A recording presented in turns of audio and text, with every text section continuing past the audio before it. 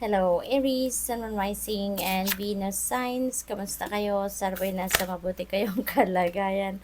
Welcome back po sa Star Tarot. Kung bago kayo rito, welcome din kayo. Thank you sa inyong support. I truly appreciate it. God bless you all po. So, tignan na natin ang mga mensaheng ito. Talaga namang nagliparan ang mga messages para sa iyo sa ngayon. So, unahin na natin.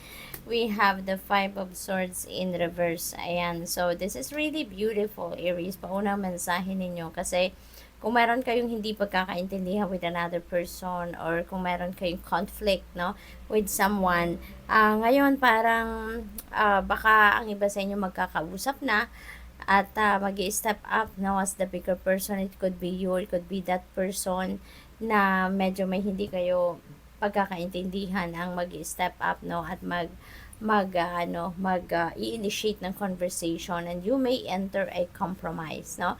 Maaring papasok kayo sa isang compromise para nang sa gayon magkasundo lang kayo, no. But definitely you are having that solution na sa conflict ninyo, kaya maaari din na magkakaroon na kayo dito ng reconciliation, and you'd be able to move on from that situation na nagkagalit kayo at may hindi kayo pagkakaintindihan. So, we have the Chariot. This is a moving on energy. Kaya definitely, masosolve na talaga ang problema ninyo with this person. Ano? Kung sino man itong nakaalitan ninyo, nakagalit ninyo, you will be able to come up with a solution na sa inyong hindi pagkakaintindihan, and you are ready to move on. So, sa ngayon, for others of you then naman, you know where you are heading right now. Alam mo then kung saan kayo patungo, kung which path you are taking right now, no? At this is also travel, Aries. Maaring ang iba sa inyo is going to travel somewhere. That could be a long distance travel. Maaari din na long drive yan, ano, yung ganon. We have Two of Swords in reverse. Ayan. So, may anxiety, no? Maaaring related ito dito sa Five of Swords energy. Dito kayo nanggagaling sa sitwasyon na to na meron kayong kaguluhan sa inyong isipan, because maybe, syempre, kapag may kagalit kayo, kapag may iringan kayo, no, with another person, syempre, may discomfort.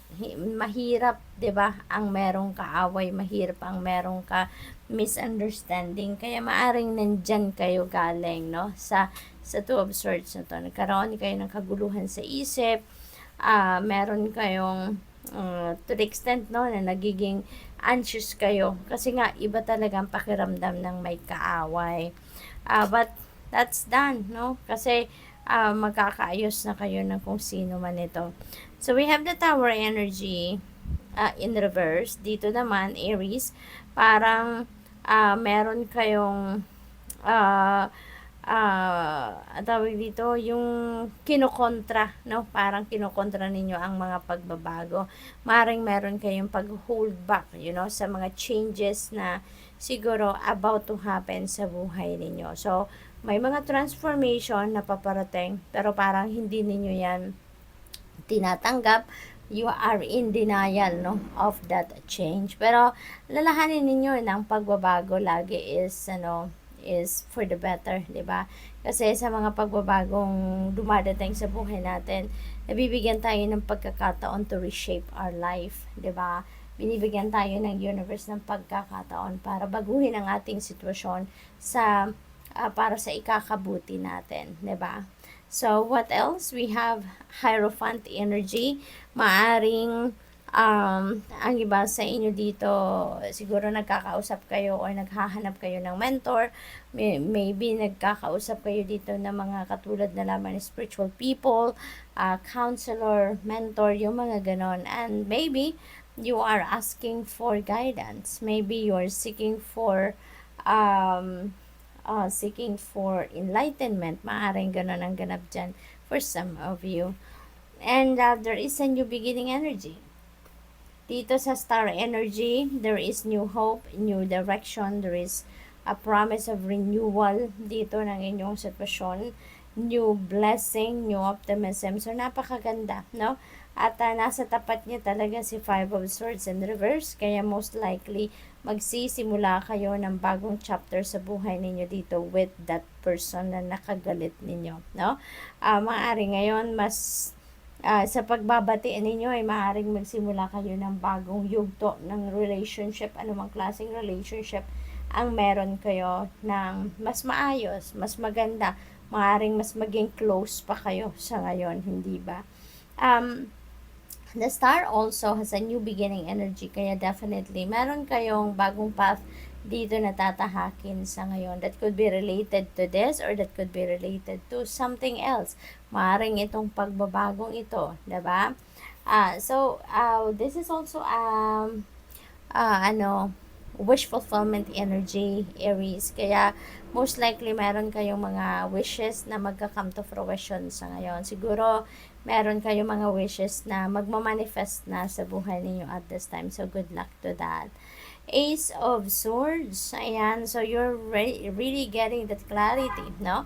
Yung gulo ng isip ninyo dito, makukuha nyo na yung clarity, kaya kayo siguro i-guide ng universe dito na makipag-compromise na kayo, makipagbati na kayo, i-release na ninyo yung mga galit, no resentments, or kung ano pang mabigat sa inyong dibdib. Kaya siguro kayo makikipag-reconcile na din sa kung sino man yung taong yun na hindi, yung meron kayong hindi pagkakaintindihan. So, you're definitely getting that clarity. You're going to make a sound decision sa ngayon, kaya magkakaroon kayo ng pagbabago, no, sa inyong sitwasyon with that person. So, tignan natin kung ano pa ang ganap. For others of you as well, there could be new opportunities coming your way dito, Aries, no, na maghahatid sa inyo sa isang bagong sitwasyon, ano, na mas magiging maganda, maayos, no, ang iyong kalagayan. We have 5 of Cups. Ayan. So, dito naman may sadness, no, na nararanasan ng iba sa inyo dito. For some reason, siguro, meron kayong mga bagay ang tawag dito, yung hindi ninyo na take advantage of, yung gano'n. Yung parang na missed opportunity. Thank you, Spirit. So, siguro ang iba sa inyo, merong ganong sitwasyon na meron kayong mga missed opportunity, kaya kayo nalulungkot, meron kayong mga pinanghihinayangan.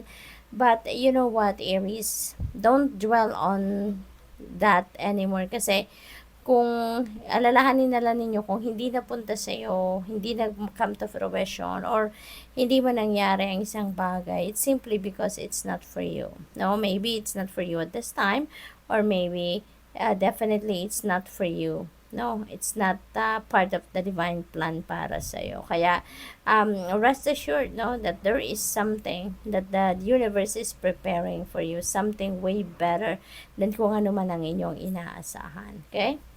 What else? We have Temperance energy. So dito, this is patience. No, this is patience. Be patient. Okay? Maaari kasi na nawawala na kayo ng pag-asa dito regarding this.